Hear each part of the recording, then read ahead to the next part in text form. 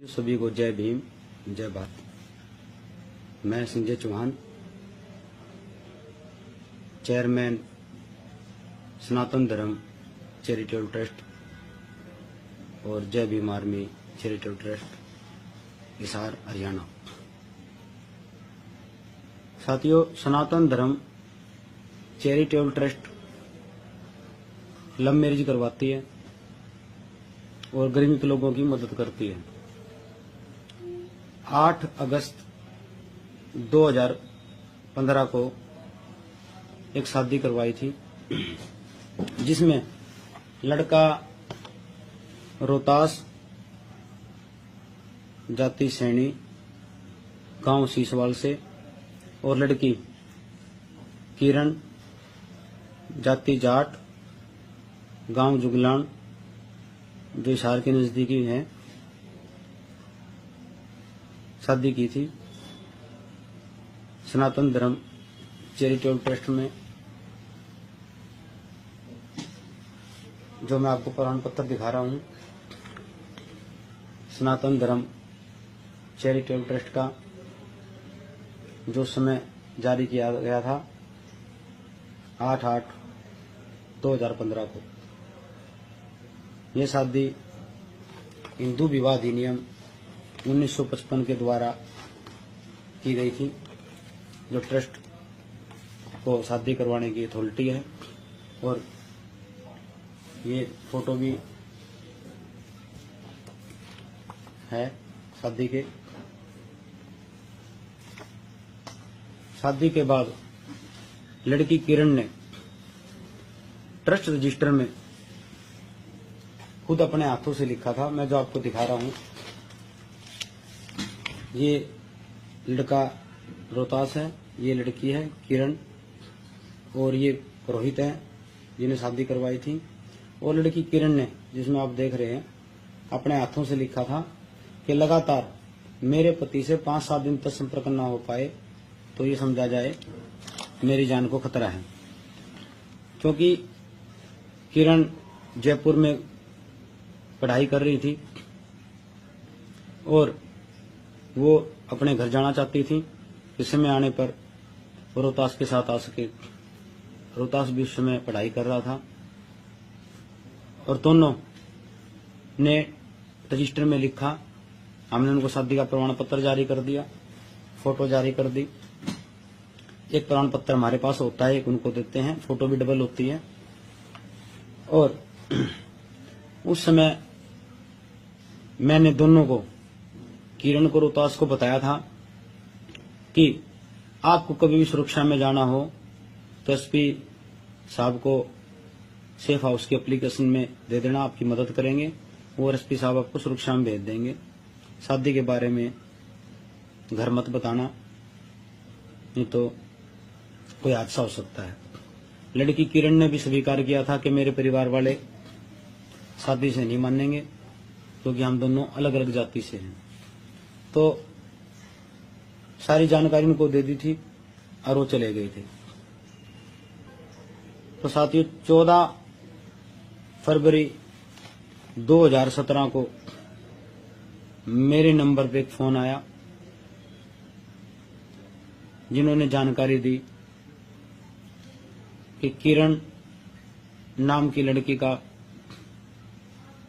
Murder हो गया है, ऑनर किलिंग हो गई है और उसका दाह संस्कार कर दिया सुबह सुबह ही, जो कि कुछ ही लोग थे। तो हमने पूछा ये कब की घटना है, तो उन्होंने 9 फरवरी की बताया। कहा कि हमने हिम्मत करके जुटा के आपके पास फोन किया है, आप मदद करो। तो साथियों, हमने ट्रस्ट रजिस्टर में देखा तो पाया लड़की किरण तो ट्रस्ट से शादी करवा के गई हुई है।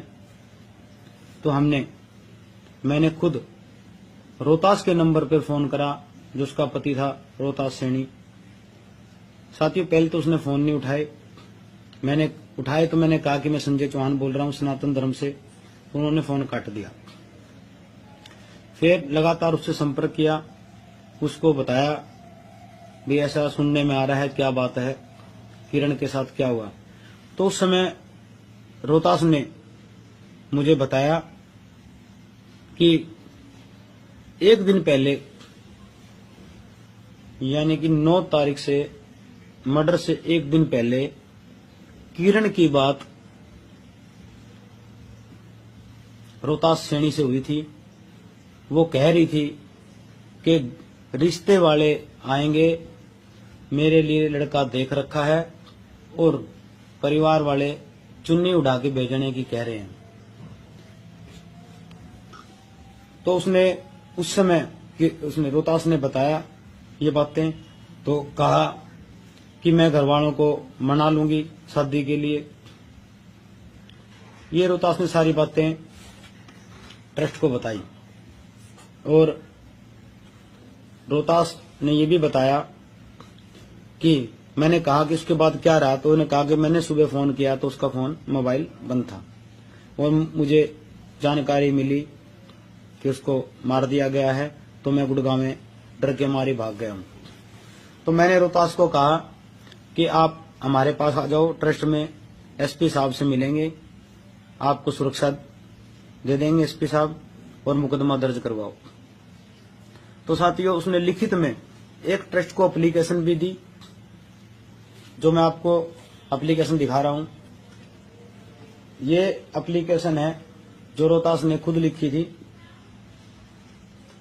जो मैंने आपको बातें बताई, वो ट्रस्ट में एप्लीकेशन दी।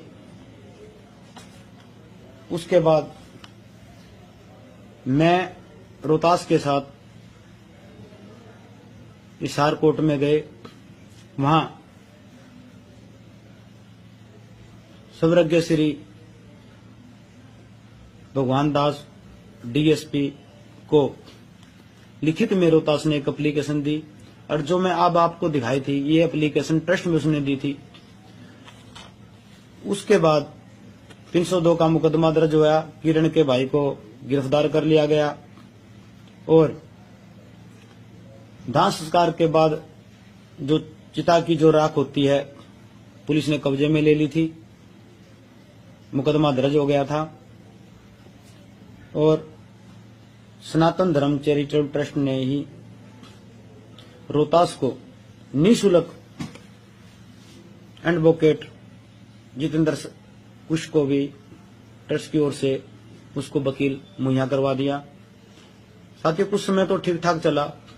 उसके बाद रोहतास सैनी ने फोन उठाने बंद कर दिए। मैंने वकील से पता किया क्या रहा, तो उन्होंने बताया कि वो तो गवाही नहीं दी और हॉस्टाइल हो गया।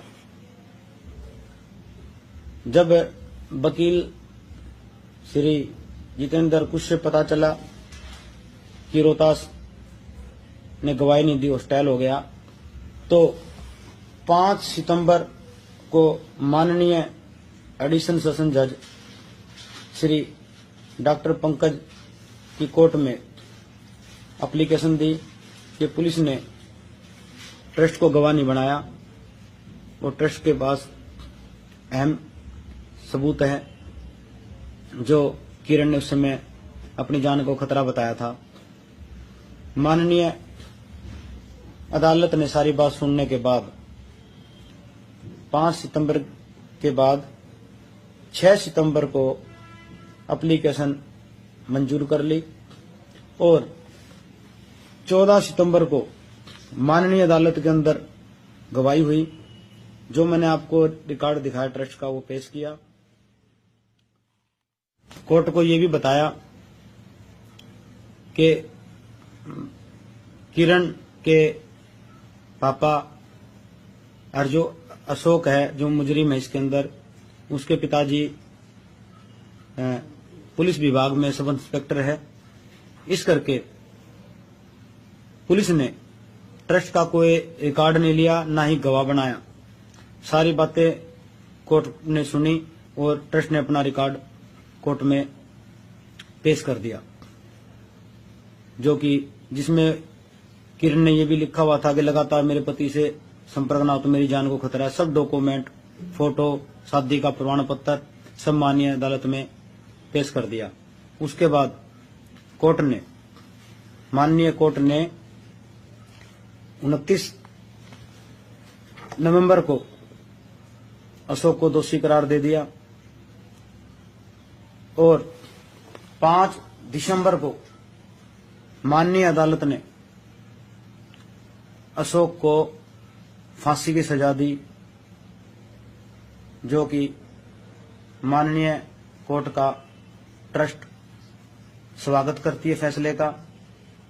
इससे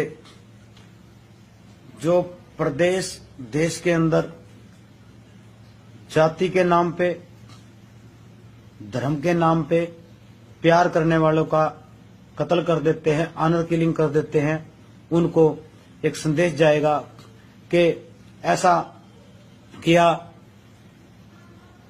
किसी लड़की के साथ या लड़के के साथ तो कानून